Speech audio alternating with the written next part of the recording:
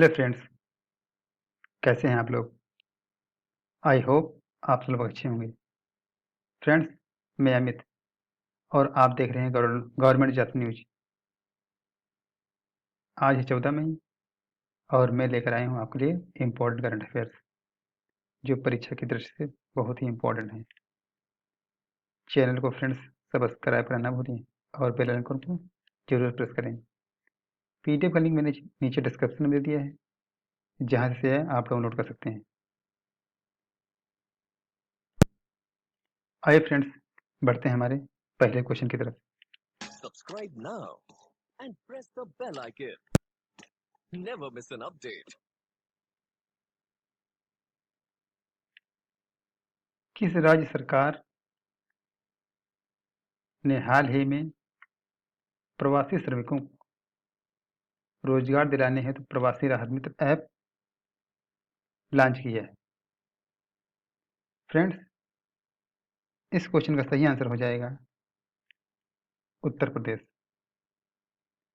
Friends, आपको बता दें, हाल ही में यूपी के मुख्यमंत्री योगी आदित्यनाथ ने 8 मई 2020 को प्रवासी राहत मित्र ऐप का लोकार्पण किया। योगी सरकार ने कोरोना वायरस के कारण देशव्यापी लॉकडाउन के बाद दूसरे राज्यों से उत्तर प्रदेश लौटे प्रवासी मजदूरों के लिए इस ऐप को लॉन्च किया है।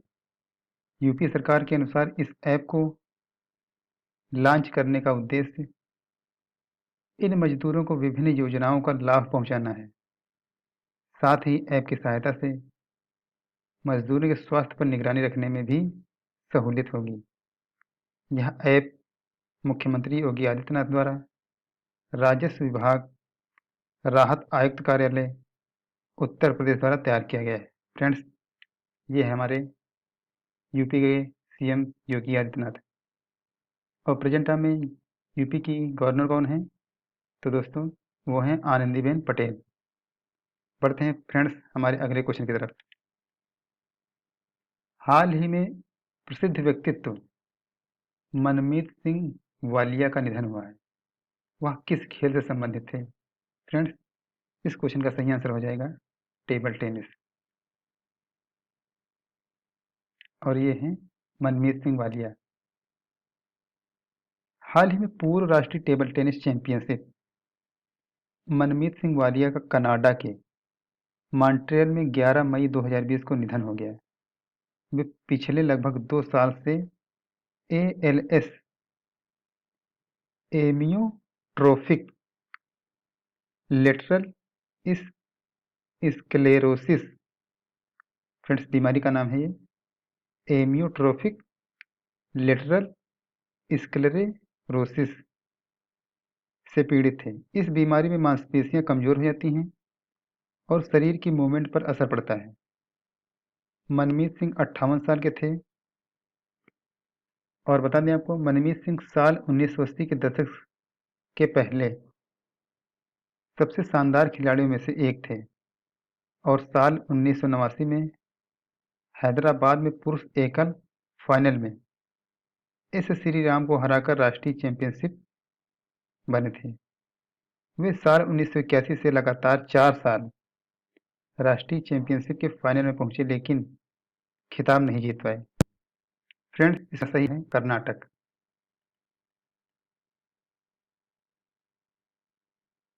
आपको बता दें, हाल ही में बेंगलुरु सिटी कॉरपोरेशन ने लोगों के श्वसन स्वास्थ्य के बारे में जागरूकता पैदा करने के लिए प्राणवायु कार्यक्रम शुरू किया है। पाठक ध्यान दें कि गंभीर तीव्र श्वसन बीमारी SARI के कारण देश में कई मौतें हुई हैं, विशेष रूप से कोविड-19 के कारण हाइपोक्सिया होता है। फ्रेंड्स, इस क्वेश्चन का सही आंसर कर्नाटक हो जाएगा।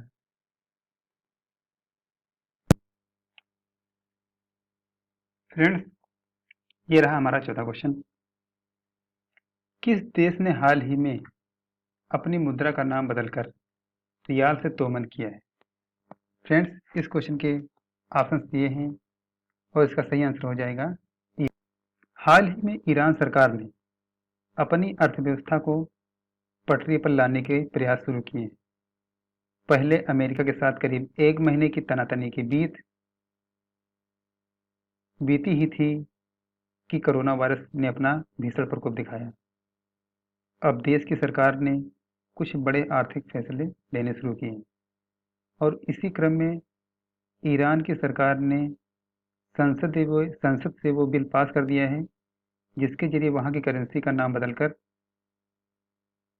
रियाल के बजाय तोमन होगा। फ्रेंड्स, ईरान की राजधानी क्या है? तो ईरान की राजधानी हो जाएगी तेहरान। और ईरान के प्रेजेंट टाइम में राष्ट्रपति कौन है वहाँ के? तो फ्रेंड्स, वहाँ के इस प्रेजेंट टाइम में राष्ट्रपति हसन रूहानी जी हैं। बढ़ते हैं हमारे अगले क्वेश्चन की तरफ। 5 वर्ष पूरे होने से चर्चा में रहे जिसका प्रमुख उद्देश्य 2015 60 वर्ष से अधिक असंगठित क्षेत्र के मजदूरों को न्यूनतम पेंशन देना किस योजना के तहत दिया जाता है? इस क्वेश्चन का सही आंसर हो जाएगा अटल पेंशन योजना।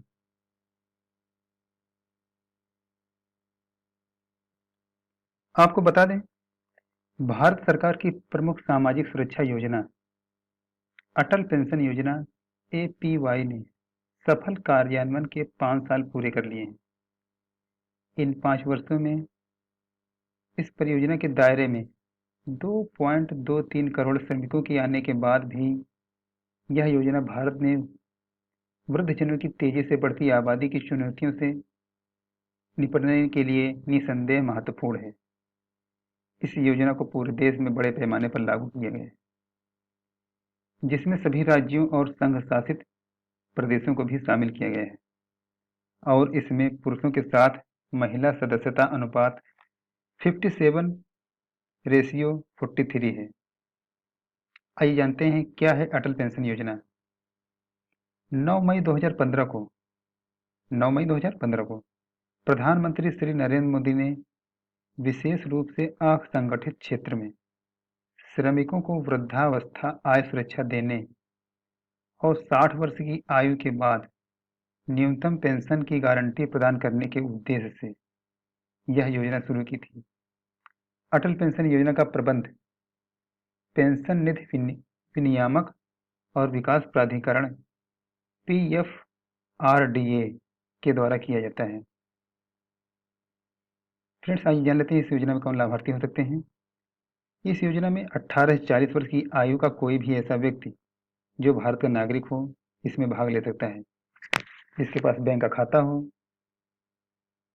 सबसे पहले यह 60 वर्ष की आयु प्राप्त करने वाले 1000 व्यक्तियों के लिए है और जिसमें 1000 रुपये से लेकर 5000 रुपये तक की न्यूनतम गारंटी युक्त पेंशन प्रदान करता है। दूसरी बात यह है कि ग्राहक की मृत्यु पर पति या पत्नी को आजीवन पेंशन की राशि की गारंटी दी जाती है। फ्रेंड्स, बढ़ते हैं हमारे अगले क्वेश्चन की तरफ। हाल ही में कोविड-19 का पता लगाने के लिए किस स्वदेशी आईजीसी एलिसा टेस्ट को मान्यता प्रदान की गई? इस क्वेश्चन का सही आंसर हो जाएगा कोविड कवच एलिसा। आइए फ्रेंड्स, जान लेते हैं पुणे स्थित भारतीय आयुर्विज्ञान अनुसंधान परिषद ICMR national institute of virology NIV ने कोविड-19 के एंटीबॉडी का पता लगाने के लिए स्वदेशी आईजीसी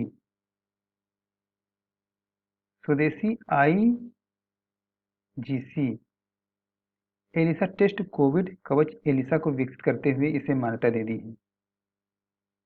कोविड-19 के लिए भारत में अधिकांश नैदानिक सामग्री का आयात अन्य देशों से किया जाता है।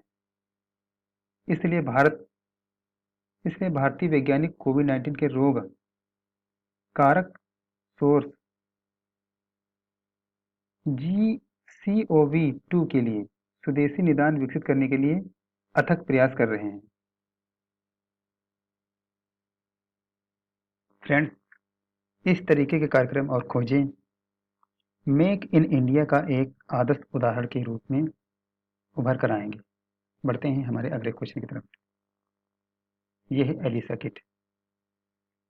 भारत में कृषि जिंसों के मंडियों को वन नेशन वन मार्केट बनाने के उद्देश्य से कब और किस पहल की शुरुआत की गई थी? इस क्वेश्चन का सही आंसर हो जाएगा 2016 राष्ट्रीय कृषि बाजार ENAM।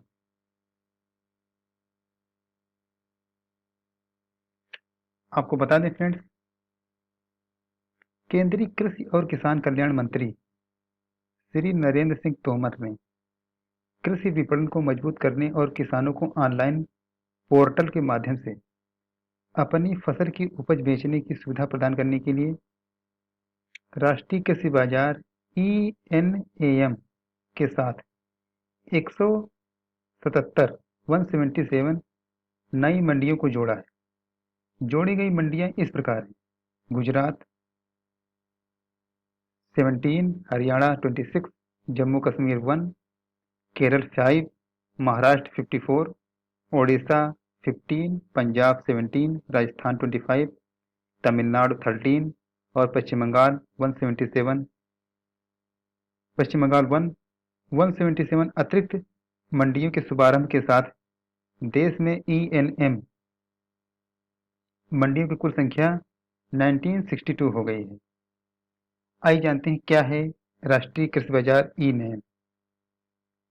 राष्ट्रीय कृषि बाजार भारत में कृषि जिंसों के लिए मौजूद मंडियों को वन नेशन वन मार्केट से जोड़ने के लिए एक Akhil Bharatiya electronic tending portal की शुरुआत 14 अप्रैल 2016 को प्रधानमंत्री श्री नरेंद्र मोदी ने शुरुआत की थी।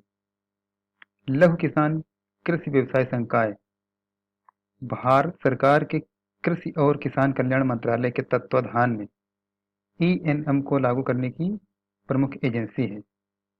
फ्रेंड्स, अगर आपको वीडियो पसंद आ रहा हो तो प्लीज़ वीडियो को लाइक कीजिए और फ्रेंड्स को शेयर करना ना भूलिए। ये फ्रेंड्स हमारे क्वेश्चन आता है डे का क्वेश्चन। असम में सूअरों के संकरण में सही राष्ट्रीय सूअर अनुसंधान केंद्र कहाँ स्थित है? फ्रेंड्स, असम के प्रेजेंट टाइम में CM सर्बानंद सोनोवाल जी हैं और प्रेजेंट टाइम में वहाँ के गवर्नर जगदीश मुखी हैं। और असम की राजधानी दिसपुर है। बढ़ते हैं हमारे अगले क्वेश्चन की तरफ। किस देश ने हाल ही में ऑनलाइन नेशंस कप शतरंज का खिताब जीता है? इस क्वेश्चन के ऑप्शन हैं भारत, अमेरिका, रूस, चीन। फ्रेंड्स, इस क्वेश्चन का आंसर आपको कमेंट बॉक्स में देना है। और अगर आपको वीडियो पसंद आए तो प्लीज़ वीडियो को लाइक कीजिए